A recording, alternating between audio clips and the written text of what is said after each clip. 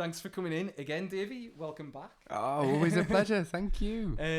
So it's been a year, maybe more, since you last in. I think last time you came in, you just put out If I Should Wonder. Yeah. Which was a real departure from and stuff, and a beautiful album. Thank you. And I think you toured behind that one for a few months. Yeah. And then end of last year, you put out The Invisible Man. So I'm going to talk a bit about that one today, I think, primarily, which is a great album. I'll start by saying. Thank you.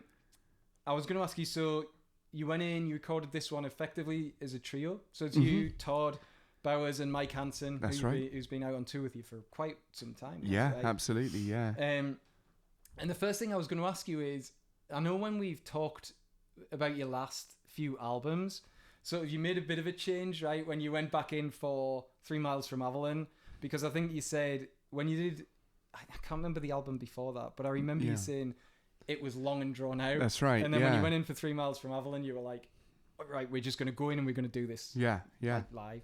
Same kind of approach for this one? Yeah, I think whenever you're making an album, making a project, you kind of, the last one is so is so heavily implanted in your head, and you either want to replicate or you want to depart from that.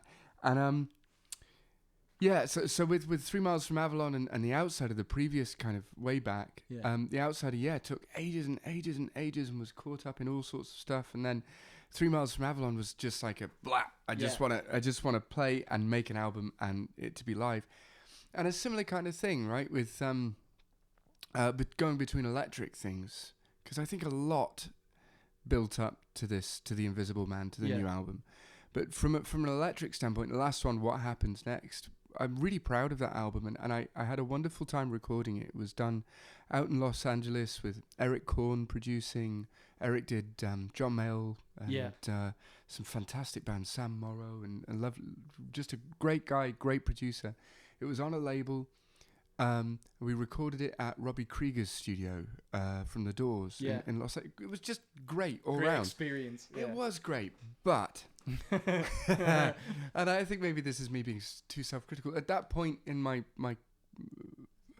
head, I was very shaky. I was on shaky ground. I was I knew I had some good songs. I knew I wanted to make an album, and I felt confident about that side of it, but I didn't know how to present it. I felt like nothing I'm really doing is working out exactly how I wanted it, and maybe I need to kind of release a little bit of the control freak side of things and hand it over to someone else. Yeah. And it was an amazing experience. It was wonderful.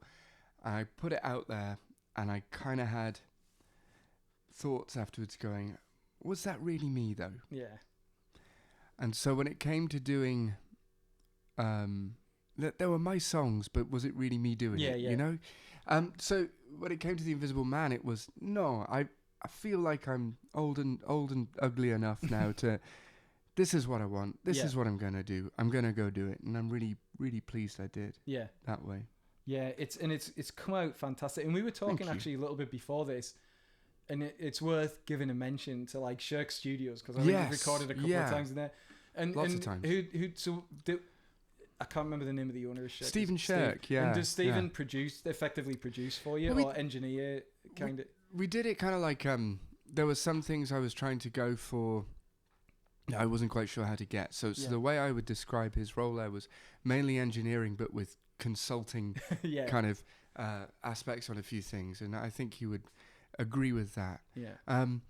I was pretty clear how I wanted these songs represented, and I'd actually demoed them at my little home studio in a pretty similar fashion as to how they are on the record. I kind of spent some time really fleshing things out, really trying to pick parts. And I never want to tell Todd or Mike what to play, but I might want to kind of, this is where I'm going with that, and then they put their own stamp on it.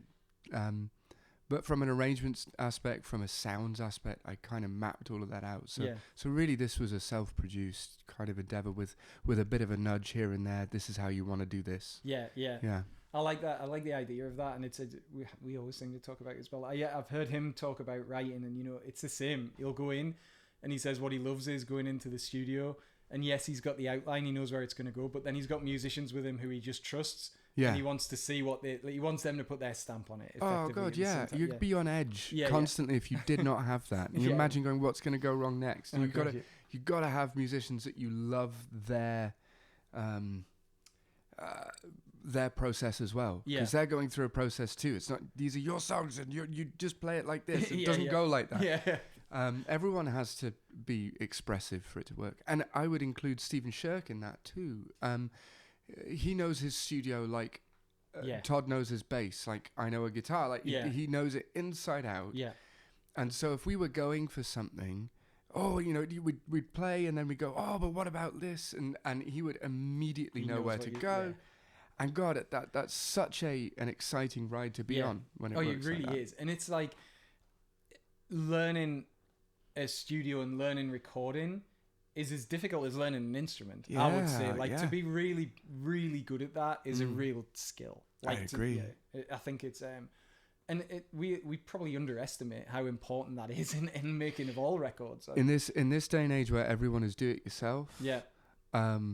There's a lot of, and I'll put myself in this, do it yourself mediocre. The mediocre edition. And then there's someone like Steve who's just an absolute master of and you give him an SM58, you give him a bog standard microphone and a bog standard preamp, and somehow it will always sound better than what I could do. And you get a particular, like, it's like, we lost another great one, Steve Albini last year, right, from here, which was like, and he was the same kind of guy. He's like, I'm not a producer, I'm an engineer. You come in, you tell me how you want it to sound, and I'll help you sound how you want it to sound. I'm not going to tell you. I always loved his attitude towards that, where he's like, I'm not going to take a cut of whatever people record or anything like that. No, I'm just here to sort of help people record the music the way they want to record it. We need more like that. More folks like that. I don't know. As an aside, I don't know what will happen to electric audio. No. It'll be interesting to see. But anyway, I digress.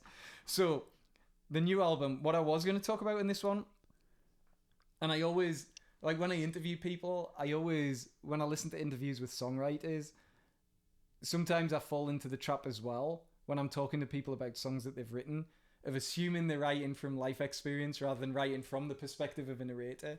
Yeah. But this one, if you were writing from life experience, seems to have you in kind of like reflective mood, I would say. and I was going to ask you about some of the songs, because like when I listen to it, and then particularly in thinking back, you and I have had a lot of these conversations now, and thinking back, like when I listen to Tell Me Who You Want Me to Be, to me that was you writing about frustrations just in the music industry. Absolutely. And saying, like, I know we've spoken about it before, where you're like, I'll put out an acoustic record and then people are all like, well, why is Davy not shredding? Like, where's the electric gone? Or I do this, and it's never like, is that where it was coming from? Absolutely. The lyrics are great to that tune. Like, thank you. Yeah, that's exactly what it was. And I think I suffer from kind of a multiple musical personality kind of syndrome, and I'll go all in on something for a minute, and that's what I am. Yeah, that's what I am. And I find it very difficult to just try and be whatever. Yeah. I don't have that kind of laissez-faire in me. But with that, I think it was frustration, maybe more inward frustration, in that, can someone else please make the decision? Because I have been trying to be honest with everything, with how I see music and how I see writing a song, and I've tried to be honest, and I don't know where else to go from that. Just someone else please make the decision for me, because I'm tired of it. And I think I learned a lot from If I Should Wander, because all of those songs on that acoustic record were so personal and so just particular to me at that time. I got a big kick out of that. I felt fulfilled, I guess, as a songwriter with that approach, and I wanted to carry that over to anything else I did. So when it came, my head was back in the electric side of things, I wanted to take that lesson with me. Yeah. Everything had to be something I'd been through, I'm going through. Yeah. And that was important. Because it was like, as I was reading, as I was sort of listening to that tune and then listening to the lyrics, I'm like, this is really interesting to me, because knowing you and having interviewed you a few times now, like, I see you, and particularly with If I Should Wander, like, as pretty fearless in that sense. You're going to do what you're going to do. And it's like, you put that album out and I was like, this is... I actually remember, not last interview, but the one before, I think you played one of the tunes from that for me. And I was like, holy shit, that's just a beautiful tune. And then you put the album out and I'm like, that's... Because that was a big swing. Yeah, effectively, sure. for like someone in the area you are, and you're a great songwriter. I'm not saying that, but like, if you're known for a particular thing, or you're in a particular area, then to go, no, I'm going to do this now, and I've got to get this out. Like, this has got to come out. Like, I was like, it's interesting reading that, because like that insecurity. But sure. And the other thing I was going to say is, though, it's out of that insecurity, you've written a beautiful song in that one song, but a great album. It's like that. That's the other thing. You're very kind. It's a funny thing. I don't think of it in terms of fearless. There's maybe a fine line between fearless and stupid, but or in terms of career or anything like that. It was a time in my life that I needed to do this, and I obviously needed to do it because that's all I could do. Yeah. Nothing else popped out. There was absolutely no want to pick up an electric guitar and rage. Yeah. You know, it just wouldn't come out. Yeah. I had no option. And as far as I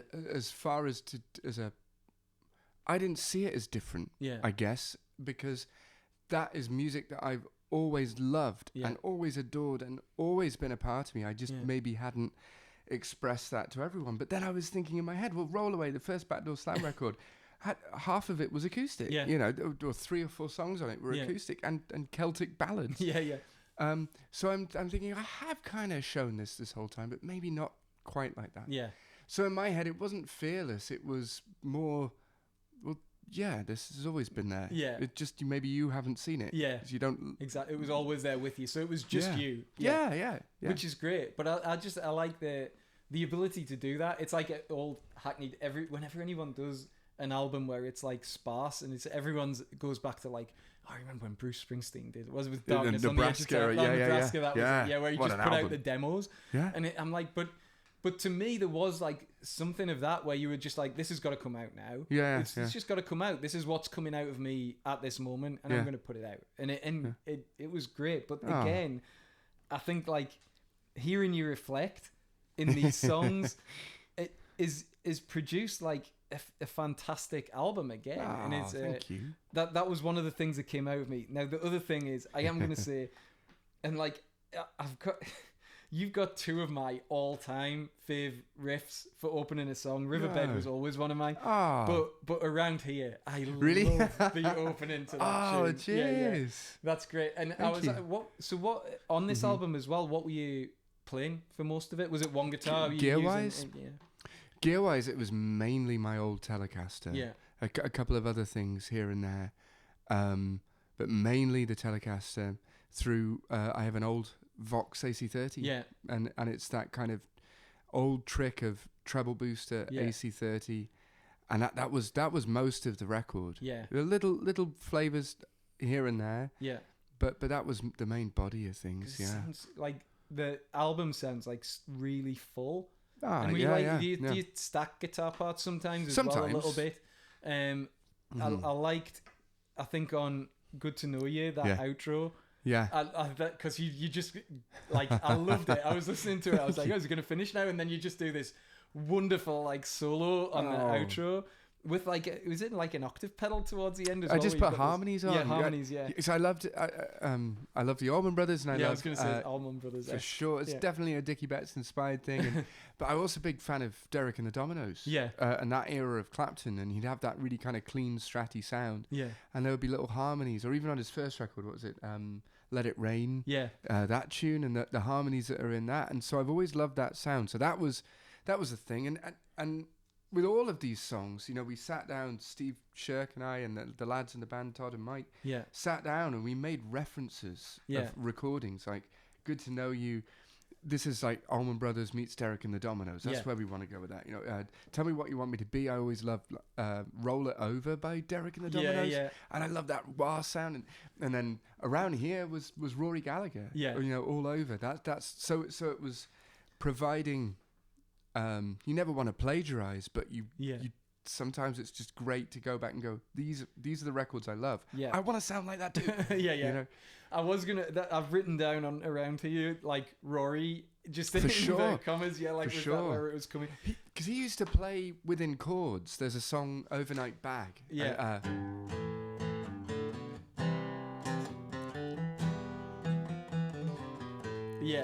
And I love that he's highlighting that each chord change with the melody. And around here is exactly the same thinking. It's a great sounding tune. I was gonna the other one that, and actually it's like slipped in there as maybe my favorite on the album randomly. Right. But just as I listened to it more and more, I always kept coming back to it. Was You Love the Rain? And I was gonna say, like, to you, it's what I love about it is the contradiction. It's such a like happy sounding tune, and then the lyrics, it's like Billy Joel used to be great at doing this, like writing these really upbeat tunes, or like, you know, the one again with a Bruce one, the one I always come back to is like Born in the USA, where people are like, rah, rah, yeah, USA. I'm like, have you listened to the lyrics of that song? Absolutely. But yeah, that's what it brought to mind. I was listening to it, I was like, this is great. It's like the tune is like really catchy, but then these lyrics are like pretty. What where did that one come from, lyrically wise? Lyrically, it's about me, and it's I just have a habit of self-sabotage. I think, you know, of just constantly thinking the worst is going to happen, constantly maybe even kind of manifesting that, you know, and I'm a bit of a pessimist at times, I think, and it's this idea that you can become addicted to that. That becomes a habitual way of thinking, and I'm trying to be more conscious of it. But that song was very much and I came from initially when I wrote that riff, it was like, I want to make a Stonesy kind of thing. It sounds like the Stones to me. And then the more I got into writing the song, the more Jackson Browne I felt like it got. And I was super cool with that. That was okay. It's a great sounding tune. It's just it's such a like it's hook. It's an earworm. That is, if like anyone listening to the album, like go to that tune. That's a good one when you want just like it'll stick with you. It'll stick with you. I like One Wrong Move. Again, I like that tune because it's very instrumental. It's like sparse on the lyrics.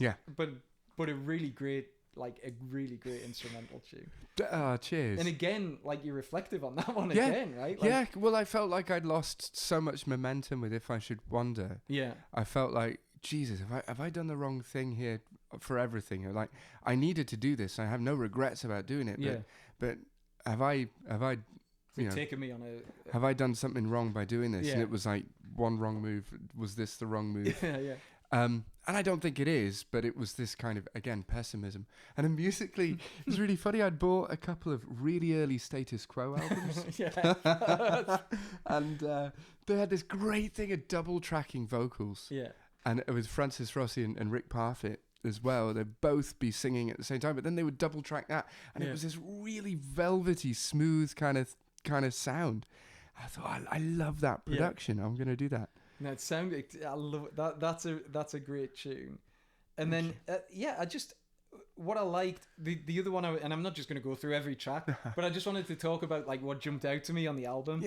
Because again, like No More to Weep, right? Like When the Bell Tolls. What can I say I've done? I like you can really.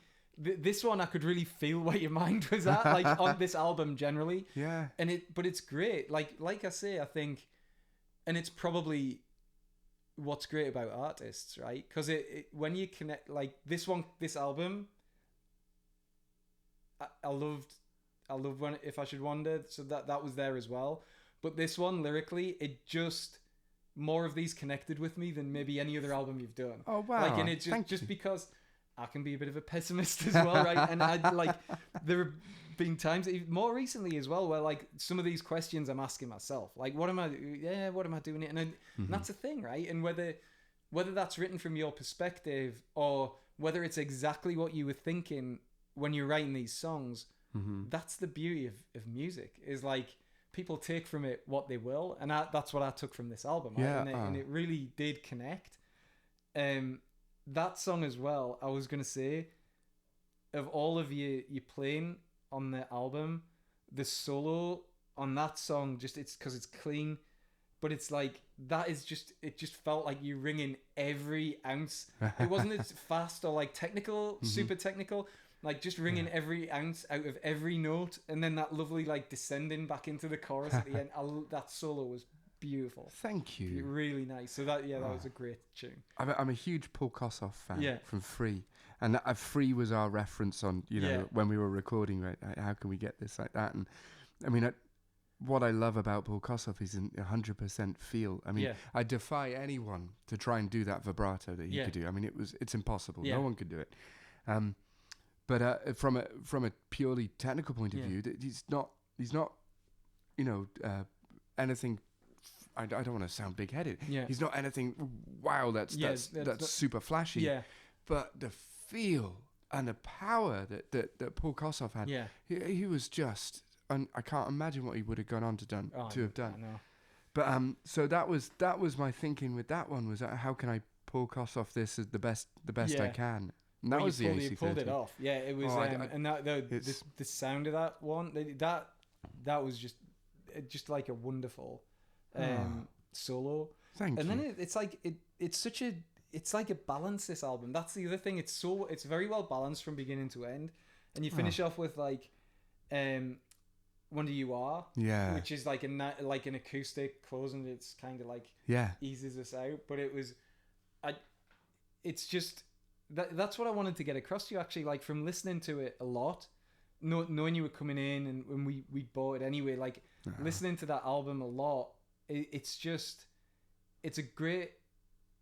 It might be your best album. It might be your best album. I'm glad to hear it. And it makes me happy that out of you questioning has come such a great piece of work. Thank you. And like, if you take anything out of it, maybe that's it, right? Like, yeah, maybe I'm feeling this way, but look what comes out of it.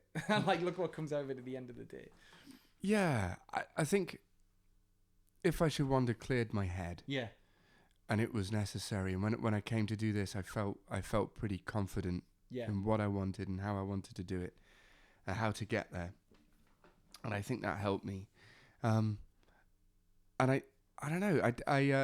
Again, I wanted to make sure that everything I put down was something that I related to and I could get behind.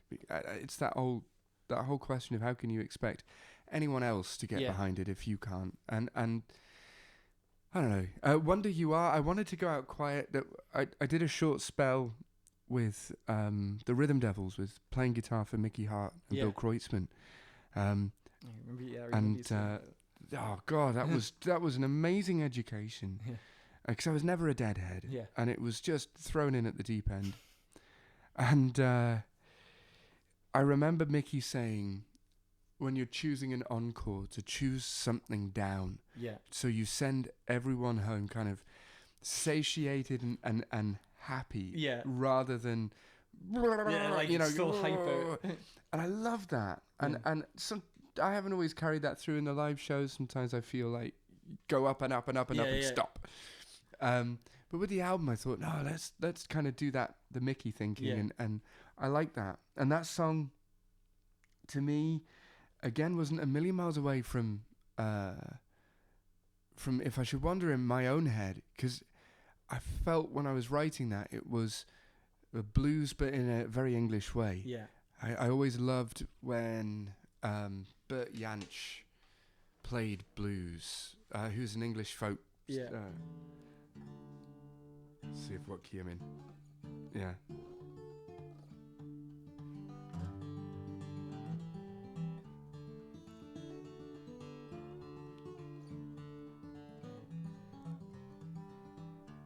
So you would change chords, instead of going. and doing that twice. Yeah. The second time around,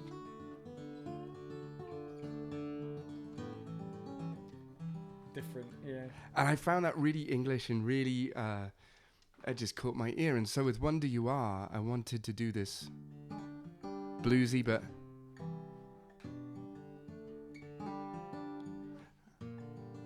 this kind of, Yeah. but yeah, interesting. So it wasn't a million miles away to me. Yeah. But again, something I wanted to. And I like that you still, we've talked about this before, like, you still put a lot of thought into sequence. Like, it's clear to me on this record that you've sequenced it, like, you've put a lot of thought into which song should be where on the record. It's really important to me. I like that. I like that. I still like that now in this world where it all feels like sound bites sometimes of music and, like, little pick and mix. That people still put thought into, hey, if someone actually, it doesn't matter if you stream it or not, but like if someone puts this on and listens to it from beginning to end, it's going to tell them a story. Like and I've done it this way for a reason, and I think definitely you can tell you've done that with this album. Yeah, it's really important to me because I listen generally to albums. Me too. Yeah. And it's really important to me. The sound bites and the quick kind of people who will stream one song and move on, or stream half a song or a millisecond, they're always going to be there, and that soundbite will always be there. But make it as a whole. Yeah. Make it as a whole, and then they can decide what to do with it. Yeah. If anything, for me, for my own peace of mind, I can sleep at night. Yeah. Knowing that I've made a body of work that makes sense. Yeah. That's kind of coherent. Yeah. Otherwise, I feel like it's chopped up and all over the place, and it gives me anxiety. Yeah. I can't do it. No, I agree with it, and it's really worked well on this album. I think it's sequenced really well. Thank you. But I would say, I've said it already for this one. It just feels to me it's like maybe the most balanced thing that you've done. Like it's sequence, the tunes on there, the honesty. To me, that's always, if it comes through. If someone is writing lyrics that they're writing them because, hey, maybe this sounds good, or maybe absolutely, it's got it. There's bits of that in songwriting. It's got to do that thing that's going to catch someone. Yeah. But you can't fake the honesty, and you can feel that coming through in this. You could feel it coming through on If I Should Want It. Like it's, and I think that's that it's just all the better for it. I really do. Thank you very much. So, and I'm so chuffed that we got you to come in to talk about it, because we get like a lot of times we get like asked to do reviews, and rather than review an album, I would always rather speak to someone about the album, like, because you get so much more out of that than me going, this was a great tune. But yeah, this one's great. You are fresh off European tour with fresh is a with Jerry again. I'm sure driving you on. Oh wow, yeah. I mean, playing with Jerry and Brendan doing the Rory Gallagher thing is just what a dream, and we get on so well. It's such a joy from start to finish. So yeah, this last run was England, Isle of Man, and Spain. Yeah. And it was just an absolute ball, absolutely brilliant. Yeah, and Jerry, I mean, both of them, just the amount of energy on stage is. Whenever we see you with those guys, it's exhausted. Like Jerry amazes me. Like, because I mean, how old is he now? Like, he must be. He's got to be at least 50. Yeah, easily. Yeah. He looks good on it, but no, I mean, he never stops. Like, he never the whole thing. And I can see him pushing you along during the thing. Like, absolutely, I feel like the oldest one. No, it's just brilliant. It's so much fun, and it's helped me so much, because it's also great being, not being the front man. Yeah, yeah. You know, it's great just playing music I love with people I like, with no pressure, no ulterior motives, no nothing. Just going out and playing, and that's joy. And to play with two guys who played with maybe your biggest influence. Absolutely. Like certainly one of your biggest influences and one of your heroes. It must be amazing. It is, and I've known them for long enough now that I just, we hang out and we joke, make fun of each other. It's it's friends. But then every now and then I'm on stage and I'll look over and I'll go, oh, fuck, this is so cool. This is so cool. And I'm really, like a little kid. This is, it's just brilliant. Yeah. No, that was, and we saw you do that.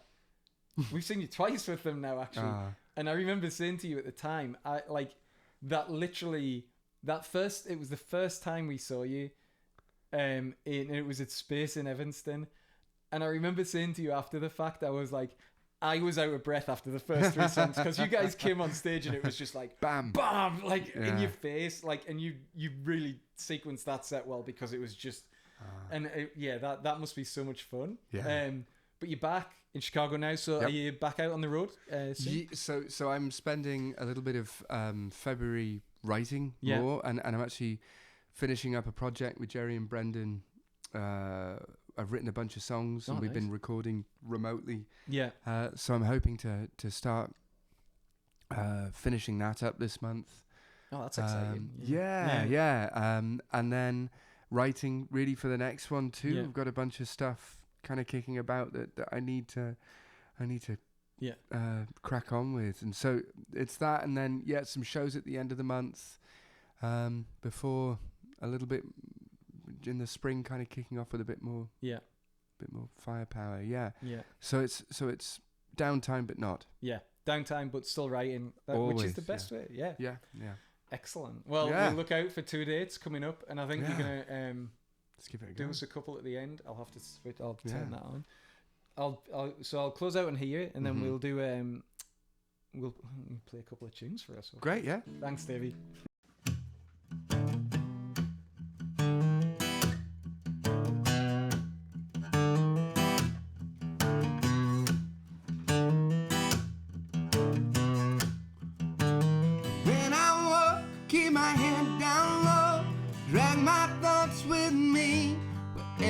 I go.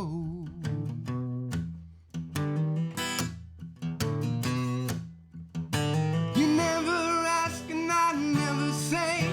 We always count on words to get in our way.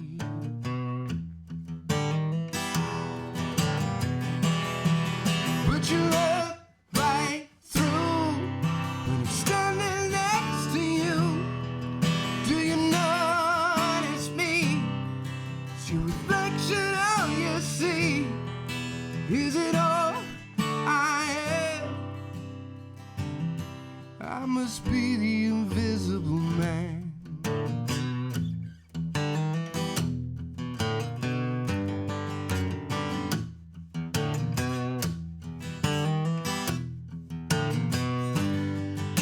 Shifting shadows by your side, the same to you in the sun or candlelight.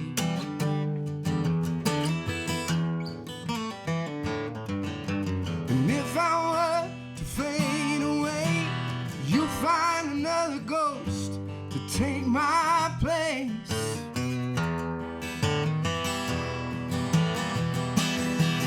But you look right through when I'm standing next to you. Do you notice me? It's your reflection, all you see. Is it all I am? I must be the invisible man.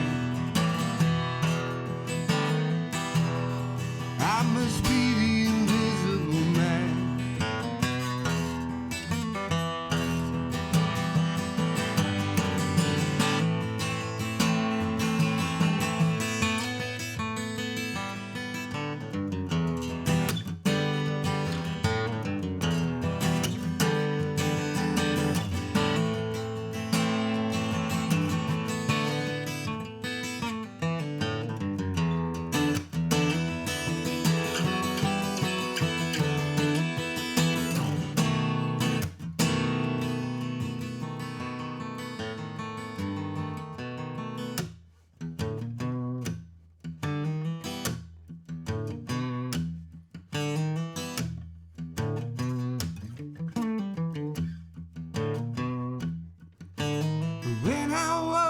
keep my head down low, drag my thoughts with me wherever I go.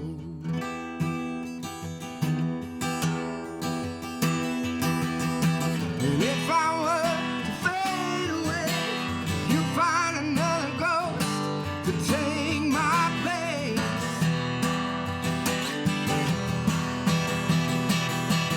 But you look right through when I'm standing next to you. Do you notice me? It's a reflection of you see. Is it all I am? I must be the invisible man. I must be the invisible man. I must be the invisible man. I must be the invisible man.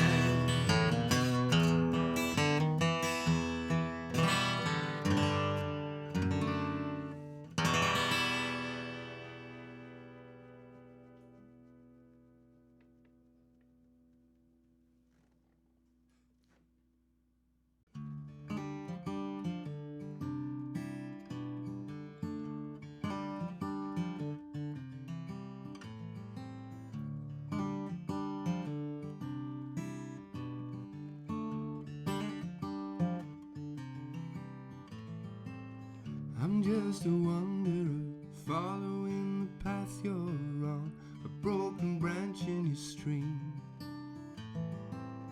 swept along by the white water running wild, like a leaf in the breeze,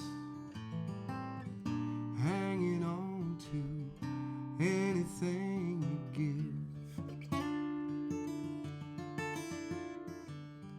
hoping I can hold the line just long enough to let you know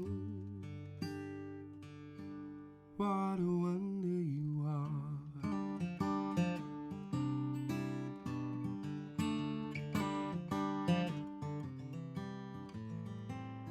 And like a cloud passing over the face of the sun, I'm just a shadow to you, like the moon hung up in the dark of the sky, drawn to your every move. I'm only living in the light you're giving me, and I think you understand the power in your hands. You hide it just behind your smile. What a wonder you are. What a wonder you are.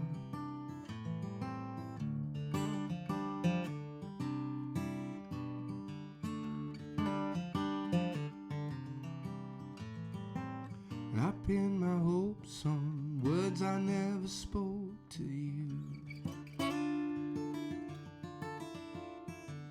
but every now and then you show a sign, and I swear you feel the same way too.